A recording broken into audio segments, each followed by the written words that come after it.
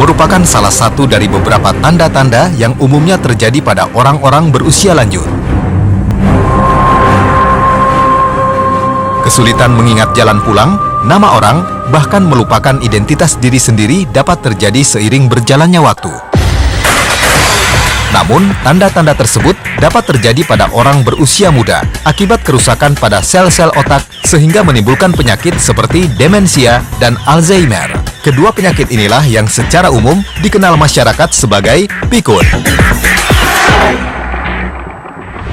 Seiring bertambahnya usia, yang namanya daya ingat mulai turun, ini adalah satu proses yang wajar atau normal. Ini adalah proses degeneratif, ya. Tapi siapa sih yang mau jadi pikun, benar? Walaupun usia bertambah, usia 40, 50, 60, pengennya tetap ingat.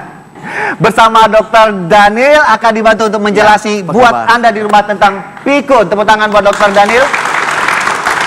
Baik, jadi ya pada Alzheimer atau lupa ingatan atau kepikunan tadi, biasanya yang lupa itu justru yang kejadian yang baru-baru ini. Baru-baru. Short memory loss istilahnya. Jadi kita baru saja membahas sesuatu, sudah lupa lagi. Yang ingat justru masa lalu. Kita bisa melihatnya pada orang-orang tua kita, mungkin kakek nenek kita. Tetapi bahaya juga jika sampai kita ini masih muda, usia masih misalkan relatif muda, paruh baya gitu ya.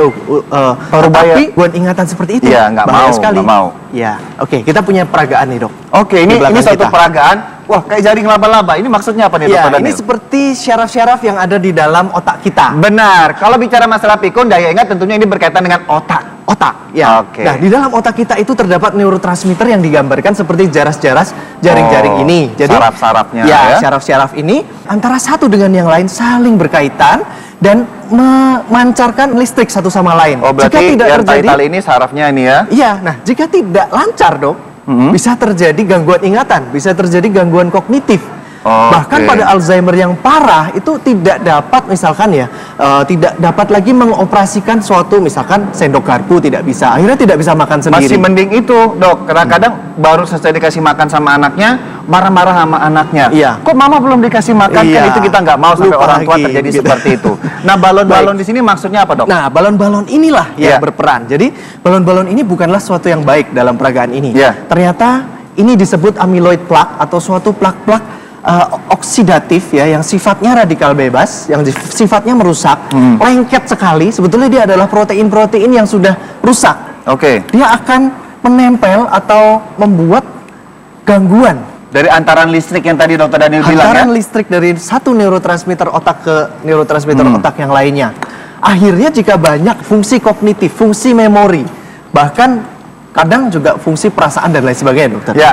Oke, nah tadi kita tempel-tempel tadi, amyloid plaque tadi dapat membuat terputusnya satu sel otak dengan sel otak yang lainnya. Jahat sekali ya. Ya, contohnya saya ibaratkan seperti saya yang menggunting. Ini tidak hanya membuat hantaran listrik atau memori itu berjalan lancar dari beberapa serabut saraf, tapi juga sampai membuat saraf itu kekuatannya hilang, akhirnya terputus seperti yang seperti ini. Ini ya. Ya.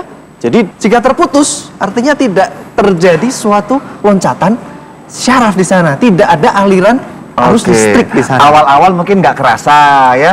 Aduh, terus apalagi dengan kemajuan teknologi, belanja ke pasar atau beli sesuatu yang agak ribet-ribet ngitung, pakai kalkulator, nggak mau ngelatih otak kita. Ada kan namanya senam yoga otak. Yoga otak, betul. Jadi bisa juga kita itu melatih. Lalu juga kita perlu mengkonsumsi nutrisi yang sifatnya dapat membantu otak kita, Dokter Yan. Jadi nutrisi yang sifatnya neurotropik. Neurotropik misalkan vitamin B6, B9, B12. Seperti yang terdapat dalam buah-buahan, misalkan dalam protein dalam makanan kita sehari-hari. Nah, saya di sini punya buah apa, Dokter Yan? Buah apa, Dek? Buah manggis. Buah manggis ya. Buah manggis ini memiliki kadar B12, B9 yang tinggi. Sebagai neurotropik itu tadi ya? Itu yang pertama. Lalu yang kedua, di dalamnya terdapat antioksidan yang kuat, Dokter. Jadi antioksidan yang kuat ini dapat mengurangi atau dapat menyerap si amyloid plaque tadi. Nah, itu contohnya. Jadi seperti diserap.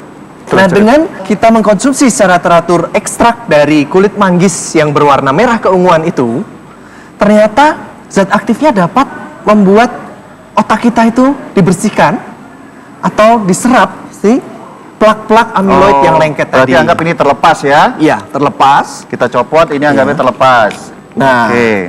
dengan demikian diharapkan ya perjalanan informasi dari satu sel syaraf dari satu neurotransmitter ke yang lainnya dapat berjalan dengan lancar. Oke. Otomatis memorinya lebih baik dan membantu mencegah kepikunan. Wah, mantap sekali. Tepuk tangan buat Dokter Daniel. Ya, terima kasih. Terima kasih ya, Dok. Baik, semoga Bagaimanapun bermanfaat. pencegahan lebih baik daripada mengobati. Selalulah untuk berusaha menggunakan otak atau pikiran kita supaya menurunkan resiko kepikunan dini. Setelah ini ada hoaks mengenai stroke. Seperti apa? Sesaat lagi di Dr. Os